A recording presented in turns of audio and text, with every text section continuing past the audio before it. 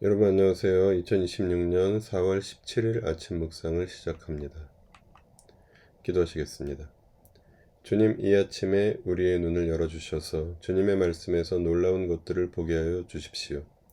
주님의 한결같은 사랑의 말씀을 듣게 하시고 우리 입술의 말과 우리 마음의 묵상을 받아주시며 우리가 듣기만 하는 사람이 아니라 말씀 안에 머무는 사람, 말씀이신 주님과 동행하는 사람 되게 하여 주십시오. 우리 주 예수 그리스도의 이름으로 기도합니다. 아멘. 오늘의 말씀은 창세기 26장 12절부터 33절입니다.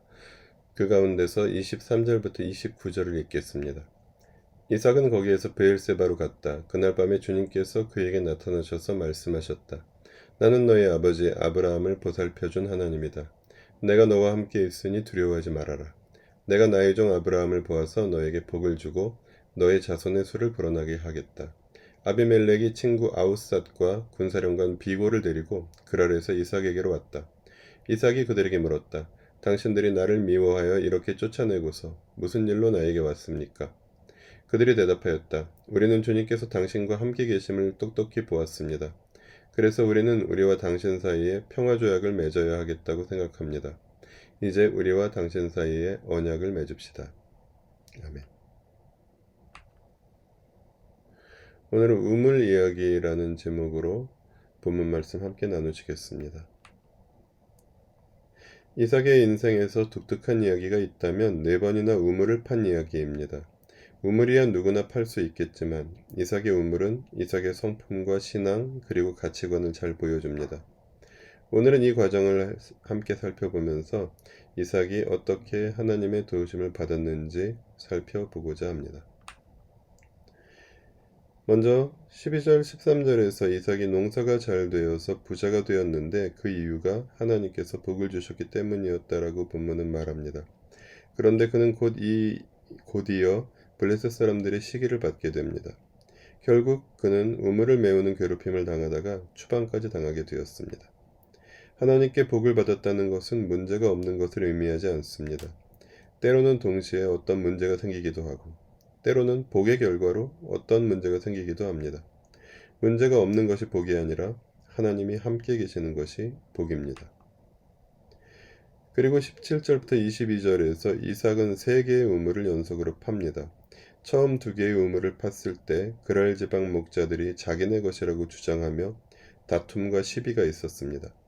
그래서 첫 우물의 이름은 다툼이라는 뜻의 에색이 되었고 두 번째 우물의 이름은 시비라는 뜻의 신나가 되었습니다. 그리고 이삭은 3번째 우물을 팠습니다. 그때는 아무도 시비를 걸지 않았습니다. 오히려 우물을 파는 과정에서 하나님의 은혜로 더 많은 곳을 개척하게 되어 번성하게 되었다는 뜻에서 번성이라는 뜻의 르호봇이라고 그 우물을 불렀습니다. 이삭은 충분히 억울한 상황에서 2번이나 양보하고 또 다른 우물을 팠습니다. 사실 이삭이 14절에서 가지게 된 경제력으로 얼마든지 싸울 수도 있었을 것입니다.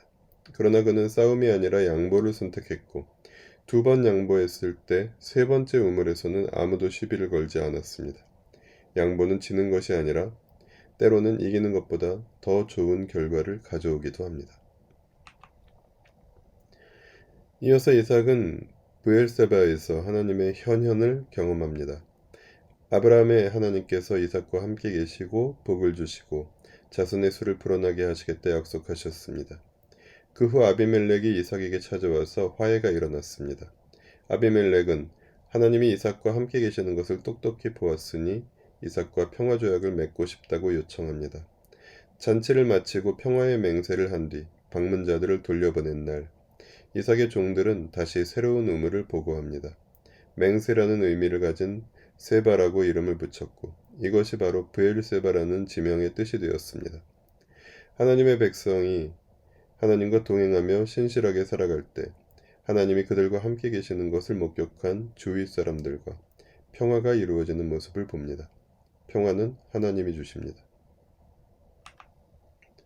이삭은 하나님이 함께 하시는 사람이었습니다.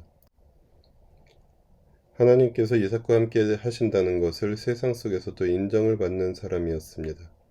물질적 부보다 넓은 땅보다 더 중요한 것이 바로 거기에 있었습니다. 하나님이 함께 하시는 인생이 복이며 하나님과 함께하는 삶이 복을 누리는 삶입니다.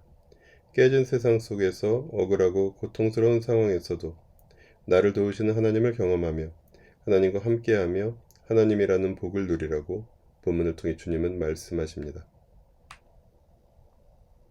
기도하시겠습니다. 문제가 없어서 복된 삶이 아니라 주님이 함께 하셔서 복된 삶을 오늘도 살아갑니다.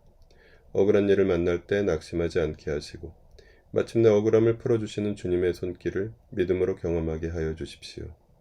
오직 주님만이 참된 평화를 주시는 분이시니 우리의 가정과 교회와 일터 가운데 주님이 함께 하시는 흔적이 세상에 드러나게 하여 주셔서 주님이 함께 하심으로 평화를 누리게 하여 주십시오. 하나님이 주신 그 무엇보다도 하나님이 우리의 복이시니 우리가 하나님과 함께하며 그 복을 누리게 하여 주십시오. 우리 주 예수 그리스도 이름으로 기도합니다. 아멘. 이어서 기도하실 때 금요일은 세상을 위해 기도합니다. 전쟁으로 인해 고통받는 약자들을 불쌍히 여겨주시고 강자들이 전쟁을 멈추고 평화가 오게 하시어 세상에 하나님의 정의를 실현하여 주시기를 기도해 주십시오. 함께 기도하신 후에 자유롭게 기도하는 시간 이어가시겠습니다. 오늘도 주님 은혜 안에서 강건하십시오. 고맙습니다.